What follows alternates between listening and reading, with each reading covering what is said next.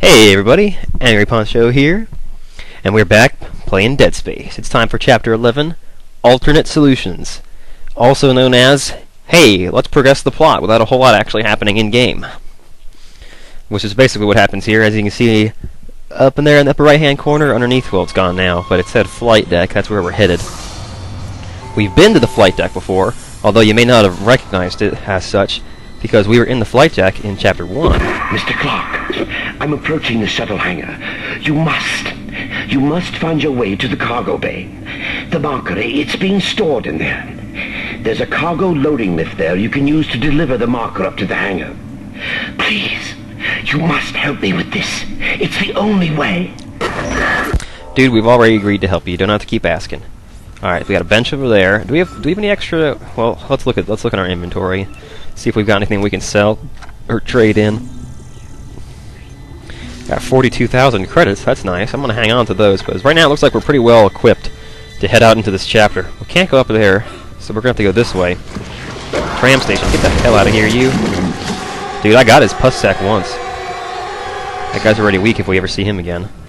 We're back here. Oh, it's the same bathroom. I wonder if there's anything new in here. Hey, look at there. We got new loot to pick up that's spawned since the last time we were here. That's interesting. What's going on this way? Nothing? Got more writing. I like this here. No God, no fear. No God, no fear. Little nice play on words there. I like that. Good religious sentiment, too. Of course, in this game, it doesn't mean so much because the only religion that we know about is unitology. And that's the one that's responsible for screwing up everything and basically causing what's happening here.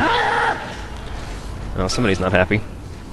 Yeah, so here we are on the flight deck, and we've got to deal with this cargo bay here, which is all full of crap. And essentially, let's just go ahead and head down.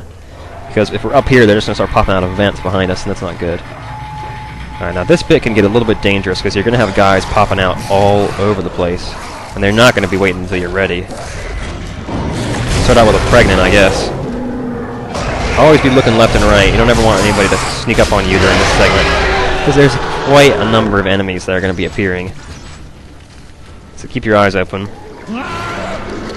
Our basic strategy is going to be to work our way around all four of these corners of this square room and basically pick up all the loot that we can find and cash in as much as we can.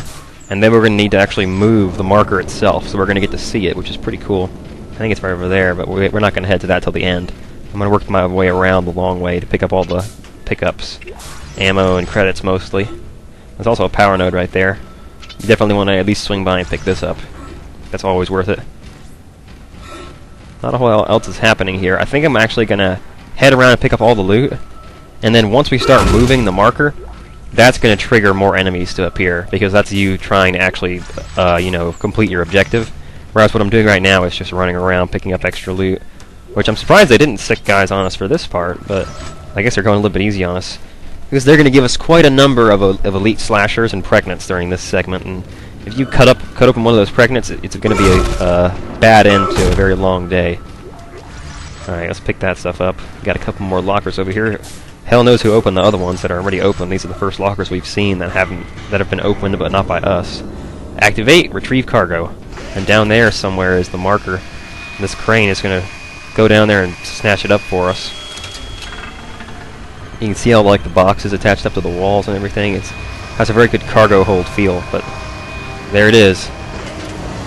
That's the marker. That's the cause of all our problems here. Delivering cargo shipment 782. Kinesis module required for further cargo transport. As long as he ain't popping out right above me, he's okay. Where is that guy? He's over there, huh? I wonder if I can hit him from here. Yep.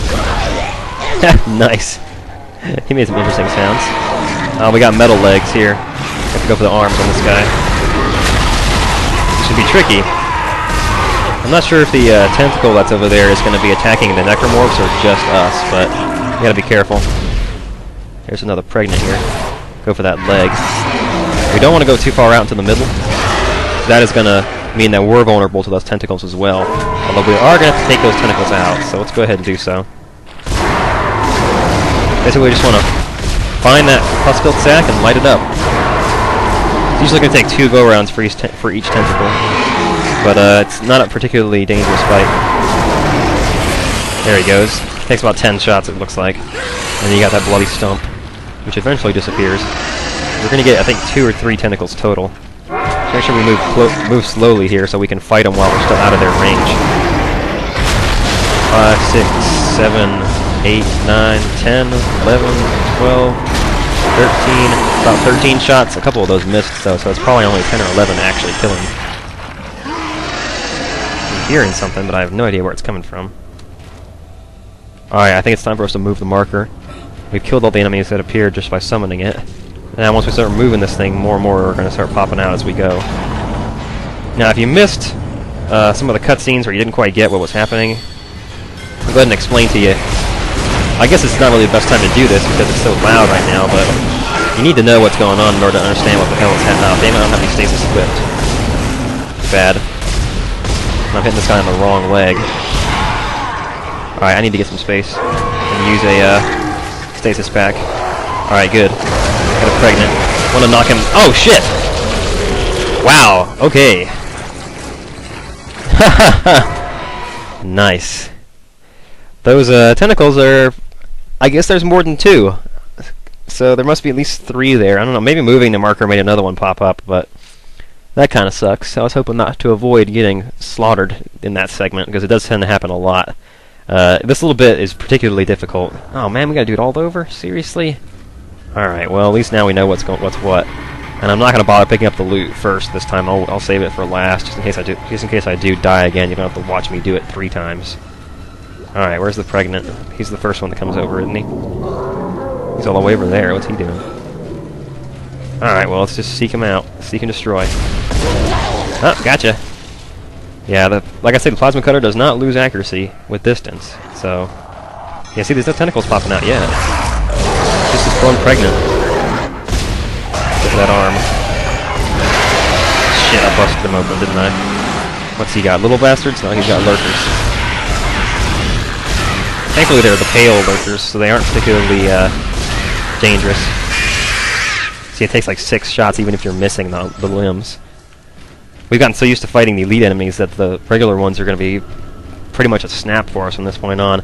Anyway, this is a good moment for me to explain some of the plot. If you haven't caught on yet, the marker was originally on the planet, and the colony and the Ishimura together took it off of the planet and brought it up to the cargo hold here. And Kine has now convinced us that bringing the marker back to the planet, and essentially putting it back together, is going to fix the problem. Which is, namely the necromorph problem. Cargo shipment 782. Alright, let's go ahead and scoop this a little bit. Alright, tentacles are out. We got other enemies too. 4, 5 shots to the leg. These guys have been getting tougher, I think. There we go, he's down. And we got a pus-filled sack over here. Shit, one was behind me, doesn't he? Get the hell away from me. Chill the hell out, you.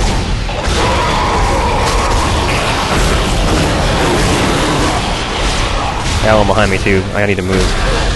Alright, we got him there. Get away from me. Reload.